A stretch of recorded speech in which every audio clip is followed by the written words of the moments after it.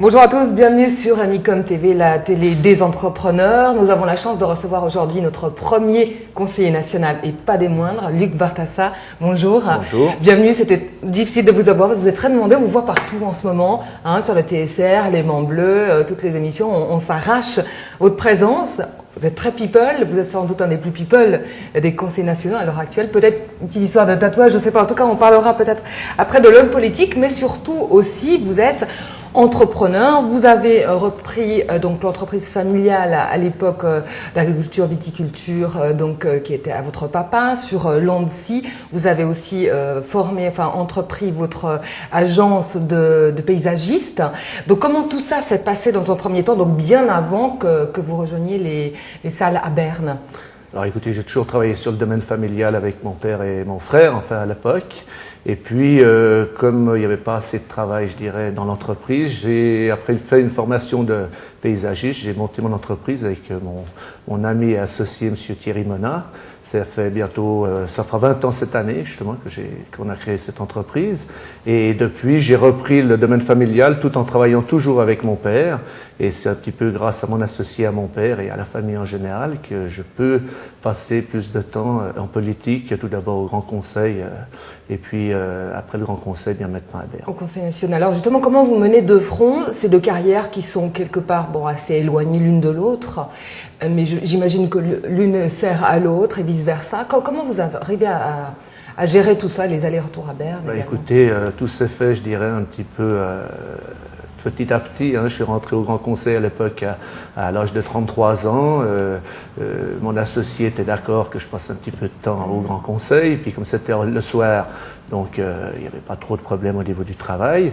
Ensuite, après avoir participé à des campagnes électorales pour Berne, sans jamais imaginer un jour pouvoir y aller, Jean-Philippe Maître est tombé malade et c'est en mai 2005 que je suis rentré au Grand Conseil, au Conseil national, et c'est vrai que là, il a fallu s'organiser, soit avec ma famille et aussi avec mon associé, et j'apprécie qu'ils aient joué le jeu, mais c'est vrai qu'à l'heure actuelle, avec Berne, je passe peut-être 30% de mon temps dans mon entreprise de paysagiste, un petit 20% suivant les périodes dans l'agriculture, et le reste de mon temps, je le passe à Berne, et puis par rapport à tous les à côté qu'il y a avec la politique, c'est-à-dire la défense des produits du terroir au niveau de la Romandie, je suis au Conseil de fondation de Suissed, où je participe aussi un petit peu.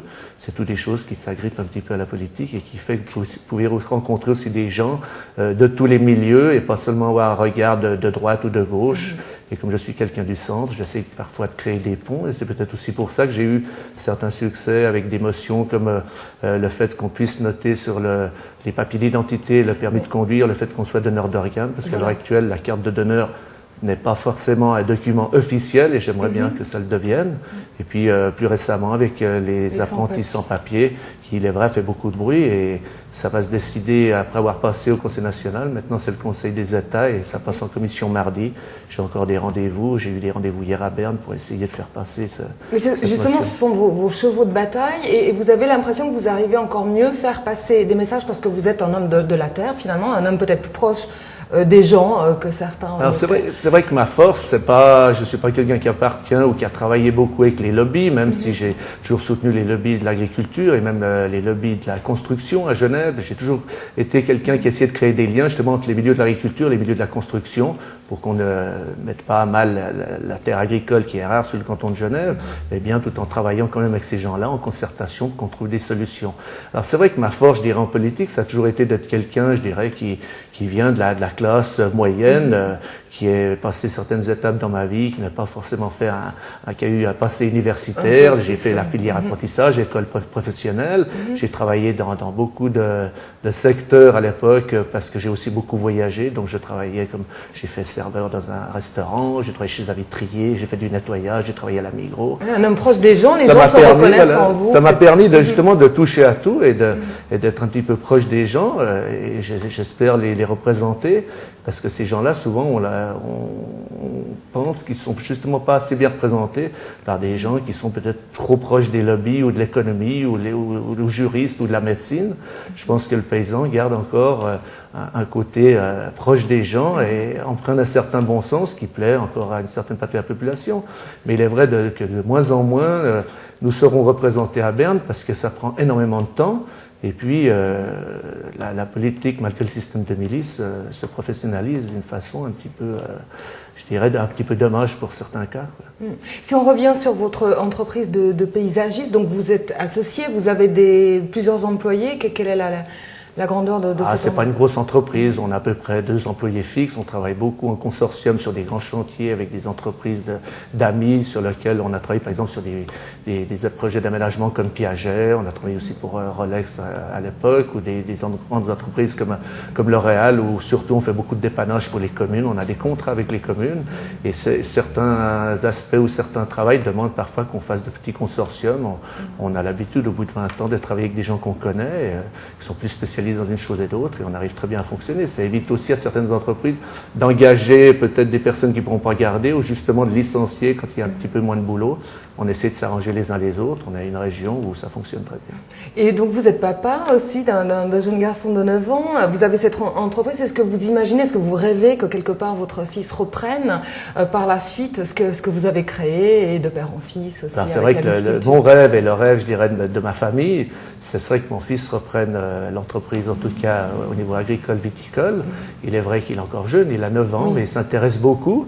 Et c'est vrai qu'avec les moyens à l'heure actuelle de l'agriculture qui ne paye pas vraiment son âme, je dirais, je vis surtout sur mon entreprise de paysagiste, et aussi un petit peu la politique, parce qu'on est quand même rémunéré. Et c'est un petit peu, je dirais, tout ce qui tombe dans la caisse de l'agriculture est réinvesti pour l'avenir, en espérant que ce soit mon fils qui reprenne ça. Mais disons, je ne vis pas avec ce que produit l'agriculture. On essaie de réinvestir, surtout au niveau des vins, au niveau des vignes. On essaie de racheter du terrain, de remanier un petit peu les cépages. Et c'est vrai qu'à l'heure actuelle, en tout cas depuis un certain nombre d'années, je ne compte pas sur ce revenu pour vivre, mais bien pour essayer de le faire vivre plus tard pour mon fils. C'est vrai, c'est un espoir. Maintenant, j'espère qu'il le fera par plaisir, ou alors peut-être qu'il trouvera une autre voie, et à ce moment-là, on verra peut-être d'autres solutions. Voilà, vous laissez libre en tout cas, évidemment, de ces choix futurs. Donc vous êtes, on disait, vous êtes charismatique, vous êtes moderne, vous êtes proche des gens, vous êtes un biker, vous êtes un passionné d'Harley, vous êtes tatoué. Je ne vais pas vous demander de montrer vos tatouages, je crois qu'on les a vus dans un très grand quotidien, qui fait d'ailleurs aussi, qui parle beaucoup de vous. Il y a une espèce d'effet boule de neige. Comment vous expliquez ça, que vous soyez invité par tout le monde s'arrache votre présence? J'irai pas jusqu'à là, mais disons, c'est vrai qu'il y a un petit côté people maintenant dans la politique au niveau national. On sent que les médias s'intéressent un petit peu en dehors du débat politique à la personnalité des gens, et c'est vrai qu'il y a quelques années en arrière, nous avions été, lors de la réfection du Palais fédéral, siégés à Flims dans les Grisons, et nous avions pu bénéficier un mercredi après-midi avec certains de mes collègues de pouvoir aller visiter les bains de valse. Et c'est là que certains se sont aperçus que j'avais des tatouages. Et depuis ce temps-là, certains médias voulaient à tout prix faire une fois un reportage que j'ai fait dernièrement avec un grand quotidien. Et c'était à la rigueur assez sympathique, et on a fait ça un peu pour le fun. C'est vrai, j'ai un côté un peu rock'n'roll, j'aime bien rouler avec mon Harley. J'ai toujours vécu dans ce milieu-là, je ne l'ai jamais caché, les gens me connaissent comme ça.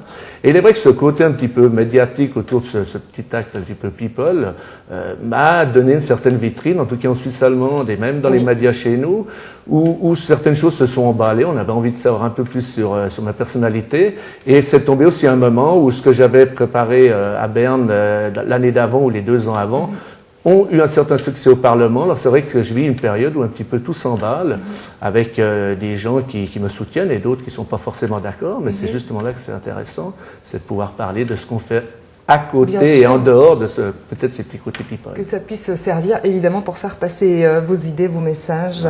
Est-ce que vous avez un petit conseil à donner avant de nous quitter, que ce soit, je ne sais pas, aux agriculteurs ou à ceux qui hésitent à reprendre justement l'entreprise familiale? Écoutez, le conseil que j'aurais à donner en général, que ce soit dans l'agriculture ou même ailleurs, aux jeunes, je crois que dans la vie, il ne faut pas avoir peur d'oser. On se rend compte que parfois les petits complexes qu'on a, quand on est avec d'autres, s'effacent très vite. Je crois qu'il ne faut pas avoir peur de dire ce qu'on pense, d'être comme on est, de ne pas chercher à on cherche à s'améliorer, oui, mais pas à jouer à ce qu'on n'est pas. Je crois qu'il faut rester naturel et tenir sa ligne. Et je crois qu'il y a toujours un moment où on est récompensé pour ça. Et le conseil que je dirais aux gens, c'est de croire en ce qu'ils ont envie et envie de faire, à leurs rêves. Et parfois, ça arrive. Et j'ai eu la chance de faire partie de ces gens qui ont pu réaliser une bonne partie de leurs rêves. Et j'en suis très heureux. Ça vous donne des yeux pétillants. En tout cas, on était ravis de vous recevoir, Luc Barcassa. Merci beaucoup. Bonne route. Encore profitez de cet été à venir, enfin ce printemps et cet été. Et quant à nous, on se retrouve bien sûr une autre fois pour une autre thématique. Au revoir.